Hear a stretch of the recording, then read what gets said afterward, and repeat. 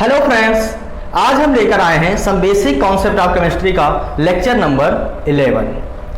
तो इस लेक्चर में हम लोग बात करेंगे empirical formula and molecular formula. Empirical formula क्या होता है? Is the chemical formula also. किसी भी कंपाउंड का ये भी एक केमिकल फार्मूला होता है, ठीक है। मॉलिक्यूलर फार्मूला क्या होता है? मॉलिक्यूलर फार्मूला भी एक केमिकल फार्मूला होता है। कैसे, आइए हम समझते हैं, ठीक है। तो ऐसे मानिए आप कि जैसे हमारे पास हमें क्या लिखना है, कोई कंपाउंड का फार्मूला लिखना है। क्या है? कोई कंपाउंड है, उसका हमें क्या लिखना है? फार्मूला लिखना है। तो इसको हम तीन प्रकार से लिख सकते हैं, ठीक है, तीन प्रकार से। पहला जो होता है मॉलिक्यूलर फार्मूला, ठीक है, पहला क्या होगा? Molecular formula. दूसरा जो होगा वो होता है इंपेरिकल फार्मूला। क्या होता है? Empirical formula. और third one is structural formula. क्या होता है?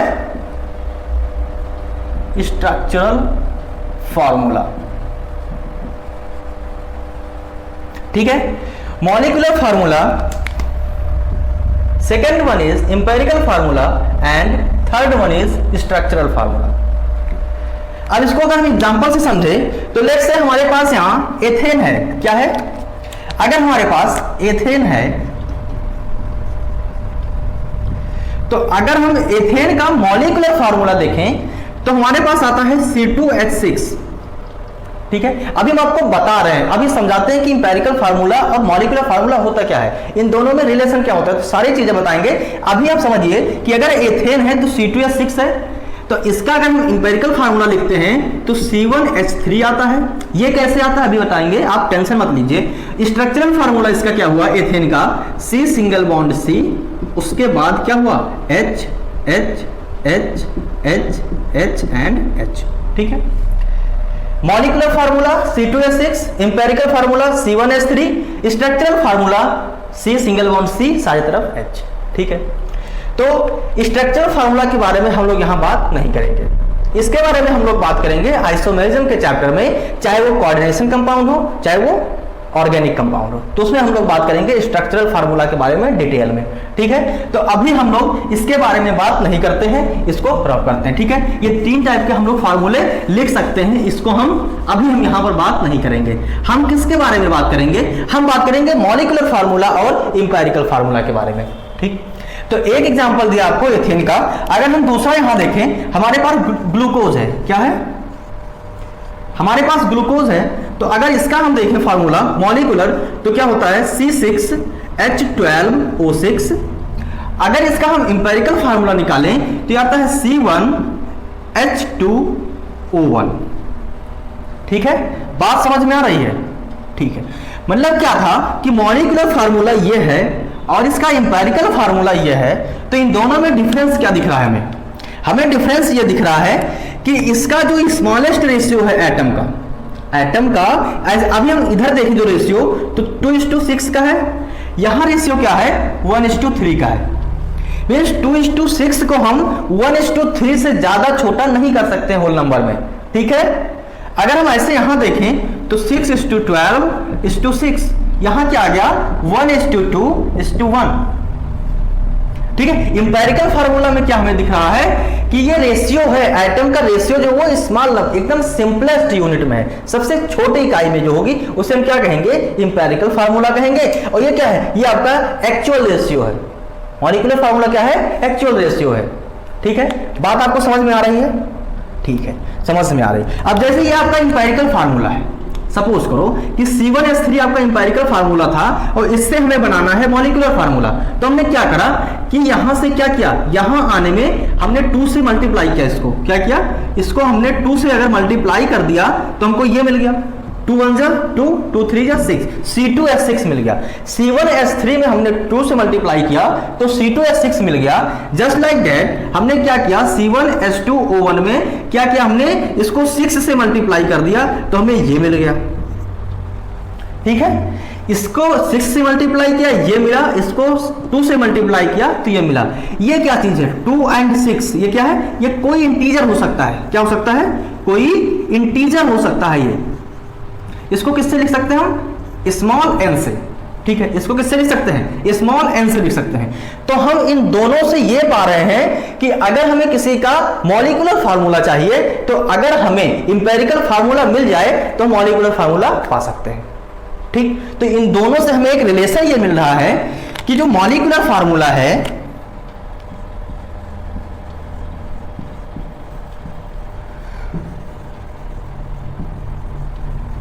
Molecular formula is equal to n into empirical formula. ठीक है, बात समझ में आ रही है। अगर हमें मॉलिक्यूलर फार्मूला चाहिए तो n मल्टीप्लाई कर देंगे इंपेरिकल फार्मूला से तो हमें मॉलिक्यूलर फार्मूला मिल जाएगा। ठीक, बात समझ में आई, बहुत बढ़िया। तो अब क्या करते हैं, अब जैसे ये समझो कि जो मॉलिक्यूलर फार्मूला है, अगर कोई मॉलिक्यूल दे रखा है, हम इसका वेट निकालते हैं तो उसे क्या कहते हैं, उसे हम मॉलिक्यूलर वेट कहते हैं। क्या कहते हैं, मॉलिक्यूलर वेट कहते हैं। ठीक है, अगर किसी इंपेरिकल फार्मूला का हम वेट निकालते हैं तो उसे हम क्या कहेंगे, इंपेरिकल वेट कहेंगे।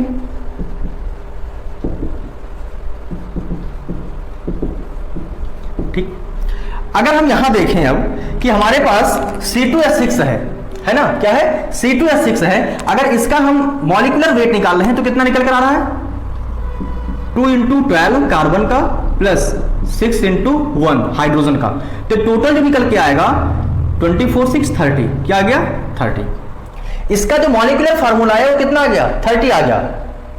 ठीक है, अगर हम यहां देखें इसका तो कार्बन का कितना है 12, हाइड्रोजन 3 × 1 इज इक्वल टू कितना आ गया 15 आ गया।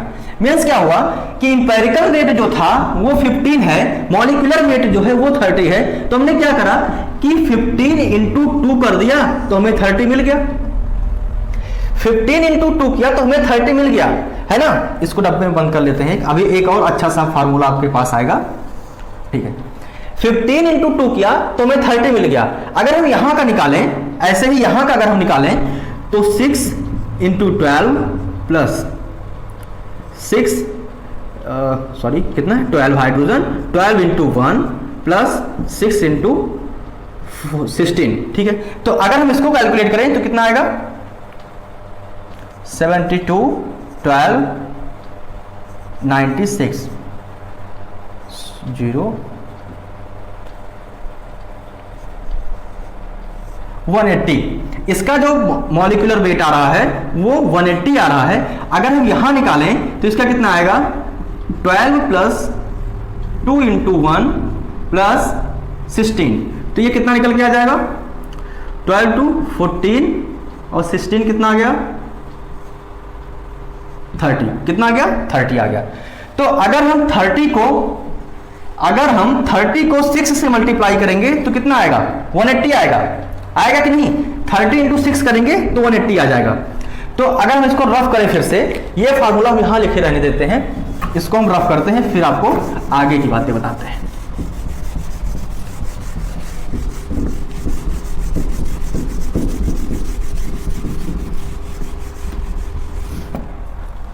चलिए, हमारे पास क्या था, एक तरफ हमने लिखा था मॉलिक्यूलर फार्मूला, एक तरफ हमने लिखा इंपेरिकल फार्मूला। ठीक है, और यहां से हमने रिलेशन निकाल लिया कि molecular formula is equal to n × empirical formula, n × empirical formula. ठीक है, तो हमने यहां पर देखा कि जो ग्लूकोज का जो वेट आ रहा है, molecular weight,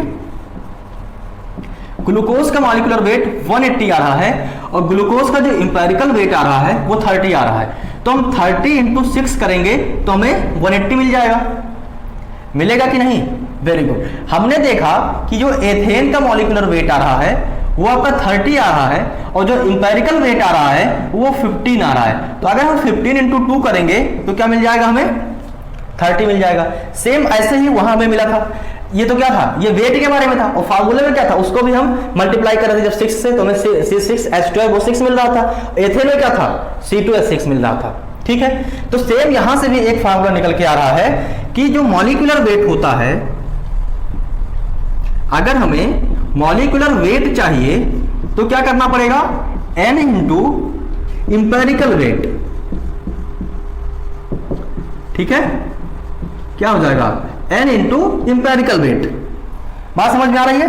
molecular formula is equal to n into empirical formula और molecular weight is equal to n into empirical weight. ये दो बहुत ही इंपॉर्टेंट फार्मूला ये आप नोट कर लीजिए, ठीक है, नोट हो गया, वेरी गुड। अब क्या करते हैं, अब हम जानते हैं कि अगर हम मॉलिक्यूलर फार्मूला या इंपेरिकल फार्मूला निकाल रहे हैं, है ना, किसी भी कंपाउंड का अगर हम मॉलिक्यूलर फार्मूला या इंपेरिकल फार्मूला निकाल रहे हैं तो उसमें हमें दो चीजों का ज्ञान होना बहुत ही जरूरी है। वो दो चीज कौन कौन से हैं?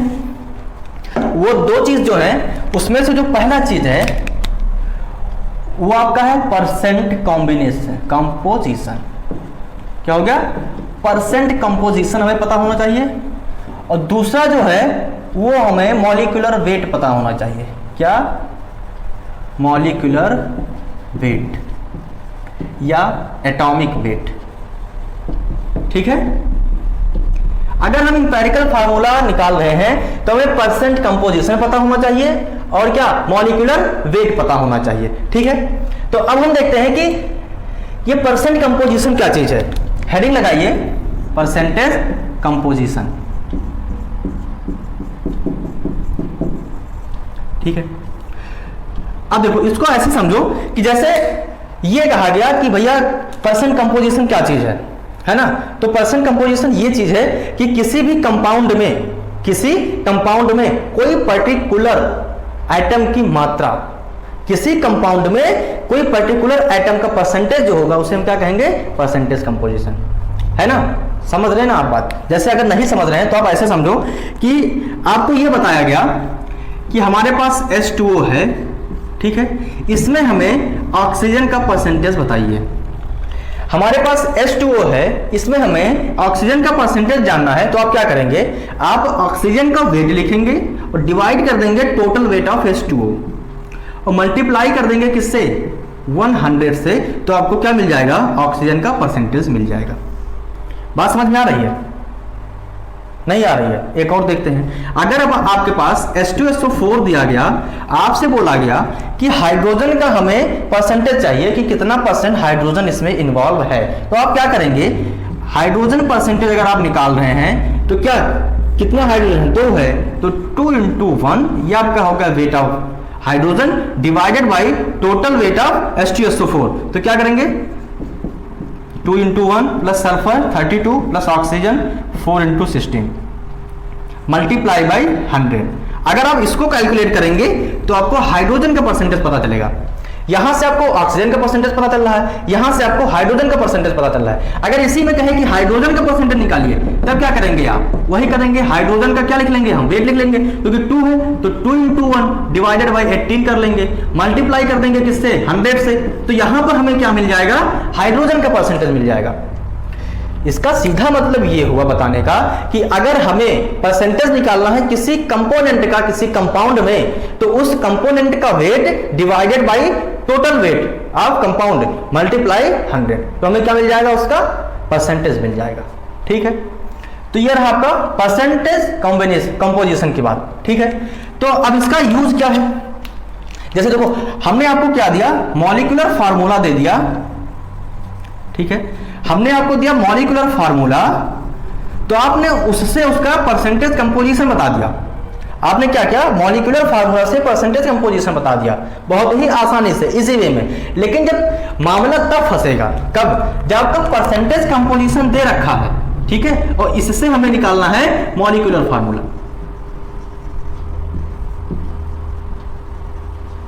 ठीक है।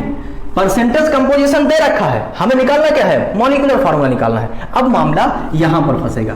तो जो अगला स्टेप है हम लोगों को ये पढ़ना है, ठीक है। जो इस पूरे लेक्चर का जो मेन टॉपिक है, या अभी तक जो भूमिका बन रही थी वो इसी के लिए बन रही थी कि हम अगर परसेंटेज कंपोजिशन दे रखा है तो हम उससे इंपेरिकल फार्मूला या मॉलिक्यूलर फार्मूला कैसे लिखेंगे, ठीक है।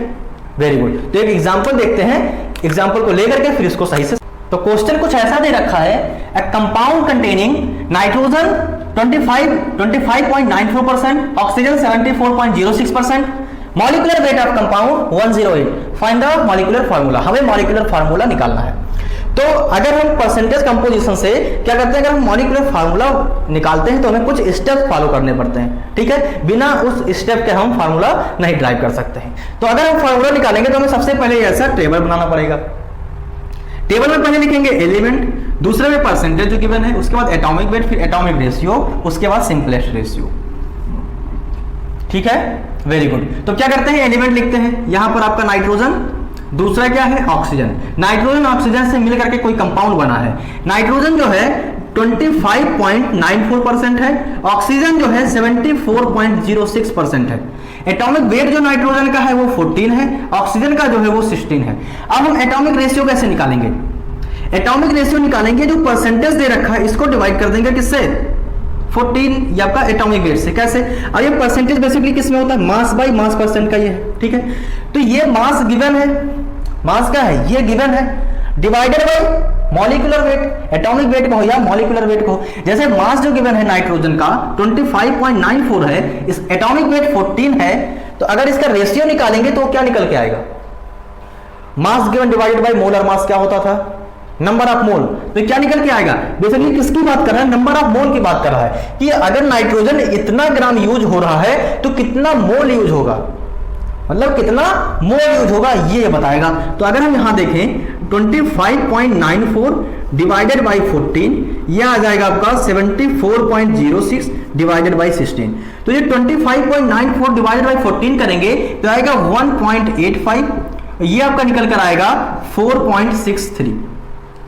ठीक है, तो ये जो आपका एटॉमिक रेशियो आ गया, इसको हमें क्या बनाना है, सिंपलेस्ट रेशियो बनाना है।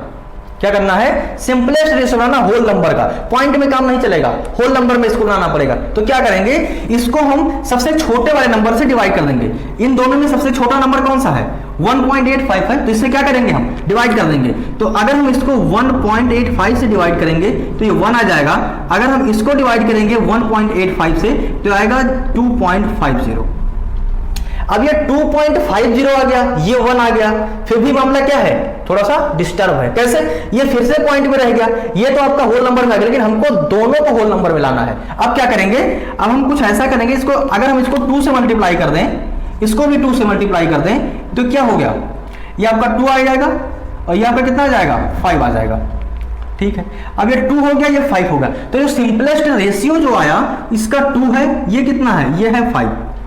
ठीक, अब इंपेरिकल फार्मूला क्या होता है, सिंपलेस्ट रेशियो ऑफ आइटम में होता है इंपेरिकल फार्मूला, कि मॉलिक्यूलर फार्मूला से जो सबसे छोटा जो होता है रेशियो, उसे हम क्या कहते हैं, इंपेरिकल फार्मूला कहते हैं। तो ये 2.5 जो आया सिंपलेस्ट रेशियो, इससे क्या बना लेंगे हम, इंपेरिकल फार्मूला बना लेंगे। तो यहां पर हमारा जो इंपेरिकल फार्मूला आ रहा है, इंपेरिकल फार्मूला वो आपका आएगा, n कितना है, 2 है, N2O5 क्या गया, N2O5 आ गया इंपेरिकल फार्मूला। अब हमें मॉलिक्यूलर फार्मूला चाहिए, तो मॉलिक्यूलर फार्मूला का जो फार्मूला होता है निकालने, वो क्या होता है, molecular formula is equal to n into empirical formula, है ना।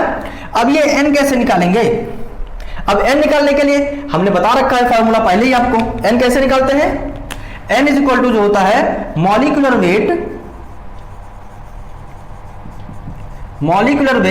डिवाइडेड बाई क्या होता है, इंपेरिकल वेट। Very good. अब मॉलिक्यूलर वेट क्या है, 108 दे रखा है।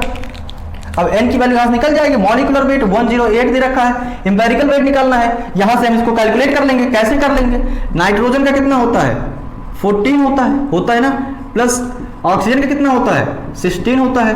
तो ये कितना हो गया, 28, ये हो गया 80, कितना आ गया, 108।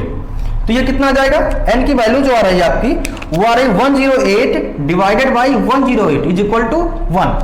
तो यहां पे क्या मिल रहा है, n की वैल्यू 1 आ गई। तो अगर n की वैल्यू 1 आ गई तो मॉलिक्यूलर फार्मूला भी कितना हो जाएगा, मॉलिक्यूलर फार्मूला जो आएगा इसका, वो आपका हो जाएगा N2O5। एक अच्छा सा ऑब्जर्वेशन यहां भी आपको देखने को मिल रहा होगा कि अगर n की वैल्यू 1 होता है, अगर if n is equal to 1, तो हमेशा क्या होगा, empirical formula is equal to molecular formula. ठीक है, अगर n इज इक्वल टू 1 आ रहा है किसी में भी, तो क्या हो जाएगा, वो empirical formula is equal to molecular formula.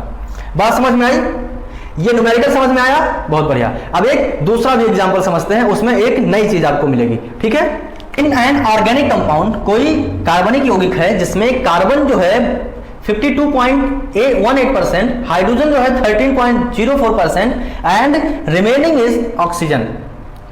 पहला क्वेश्चन तो यही दे दिया कि कार्बन जो है 52.18% है, हाइड्रोजन जो है 13.04% है, बाकी जो बचा हुआ है वो क्या है, वो आपका ऑक्सीजन है। ठीक है, तो ये दोनों लिख लेते हैं। एलिमेंट कौन कौन सा है बता दिया है, कार्बन है, हाइड्रोजन है, तीसरा क्या है, ऑक्सीजन है। कार्बन जो है वो दे रखा है 12.18%, हाइड्रोजन जो है 13.04%, रिमेनिंग जो बच रहा है वो ऑक्सीजन है। तो कितना बचेगा, ये आपका बचेगा 34.78%। ठीक है, जो बच रहा है ऑक्सीजन वो कितना हो गया, 34.78%। अब एटॉमिक वेट लिखेंगे, कार्बन का 12 होता है, हाइड्रोजन का 1 होता है, ऑक्सीजन का 16 होता है। एटॉमिक रेशियो निकालेंगे, कैसे निकालेंगे, क्यों निकालेंगे, इसके पहले वाले क्वेश्चन में बता दिया। तो ऐसे निकालेंगे हम 18 divided by 12, 13.04 divided by 1, 34.78 divided by 16। तो आपका 15 पॉइंट, ये आपका जो निकल के आएगा ये आ जाएगा 4.34, ये आपका आएगा वही 13.04 और ये आपका निकल कर आएगा 2.17। ठीक है, तो क्या ये रेशियो है, सिंपलेस्ट रेशियो ये है, होल नंबर में है, नहीं है। तो क्या करेंगे, इसको हम कन्वर्ट करेंगे सिंपलेस्ट रेशियो में। तो इसमें सबसे छोटा वाला कौन सा है, इसको इसे मिटा देते हैं। सबसे छोटा वाला ये है, इससे क्या करेंगे, सबको डिवाइड कर देंगे। 2.17 डिवाइडेड 2.17 डिवाइड करेंगे 2.17, ये आपका 2 के आसपास आएगा और ये आपका कितना आ जाएगा 6 और ये आपका आएगा 1। तो जो सिंपलेस्ट रेशियो निकल के आ रहा है वो है 261। ठीक है, क्या निकल के आया, 261। तो जो इसका इंपेरिकल फार्मूला हो जाएगा, यहां लिखते हैं इंपेरिकल फार्मूला, वो आपका हो जाएगा C2H6O। ठीक है, अब मॉलिक्यूलर फार्मूला क्या होता है, अगर हम मॉलिक्यूलर फार्मूला देखते हैं तो N multiply by empirical formula. ठीक है, अब N कैसे निकालेंगे, मॉलिक्यूलर वेट दे रखा है, कितना है, हाँ एक चीज और, क्योंकि यहां पर क्या दे रखा है, vapour density of compound is 23। यहां पर क्या दे रखा है, वेपर डेंसिटी दे रखा है, वेपर डेंसिटी दे रखा है, कितना है 23 है। तो यहां से हम मॉलिक्यूलर वेट निकाल सकते हैं। जो मॉलिक्यूलर वेट आएगा वो 2 इंटू वेपर डेंसिटी, 23 कितना हो गया 46, क्योंकि जो मॉलिक्यूलर वेट होता है वो 2 टाइम्स ऑफ वेपर डेंसिटी के बराबर होता है। ठीक है, तो ये हो गया 46। क्या कैमरे में आ रहा है, देख ले एक मिनट, आ रहा है, ये आ रहा है। ठीक है, तो अगर हम इसको निकालें तो हमारे पास निकल के आएगा, मॉलिक्यूलर वेट हो गया 46, इंपेरिकल फार्मूला ये है, तो n की वैल्यू क्या आ जाएगी, मॉलिक्यूलर वेट आपका 46 है, इंपेरिकल वेट अगर हम निकालें यहां से तो कार्बन का 2 इंटू 12 प्लस 6 इंटू 1 प्लस 16, तो आपका हो गया 24 प्लस 6 30 प्लस 16 46, ये कितना आ गया 46 आ गया। तो n की वैल्यू आ गई 1। तो पहले वीडियो में बता दिया कि अगर n की वैल्यू 1 आ रही है तो empirical formula is equal to हो जाएगा मॉलिक्यूलर फार्मूला। तो मॉलिक्यूलर फार्मूला क्या हो जाएगा, यहां से molecular formula is equal to आ जाएगा आपका C2H6O। ठीक है, तो आज की बातें यही खत्म करते हैं क्योंकि ये वीडियो थोड़ा लंबा हो गया। इंपेरिकल फार्मूला और मॉलिक्यूलर फार्मूला आपको क्लियर हो गया। ठीक है, मिलते हैं अगले वीडियो में। Thank you for watching.